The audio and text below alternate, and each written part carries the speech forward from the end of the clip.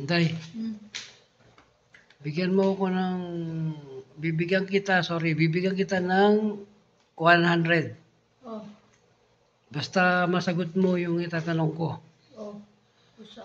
Magbigay ka sa akin ng 3 beses ng pangalan ng isda na inuulit-ulit. Number 1. Isda ng ulit-ulit. Oh, inuulit-ulit. Ang pangalan ng isda. Bangos. Ay, hindi. May inuulit-ulit yun eh. Maya-maya. Oh, yan. Number 1. Oh. Tama siya. Nakakuha siya isa. Ikaw. Si Binde. Oh, correct siya. Number 1. Ikaw. Maya-maya. Oh. Hanggang 3. Bibigyan kita 100 pag nakanasagot niyo yung 3. Number 2. Basta well. Mia-mia. Sinong pumatay? Oh, yun. Dalawa na. Lapu-lapu. Okay. O, dalawa na. Correct. O, isa na lang. Mayroon ka ng 100. Tilapia. Ay, hindi pwede yun.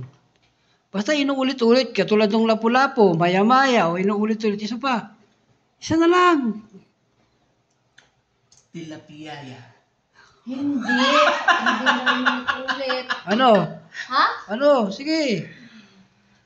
1, 2, 3. 100. Si ano? Si... Ano? Ang sarap ng ulam yun. Laki niyan. Lapu-lapu. Sino pa? Maya-maya. Tapos...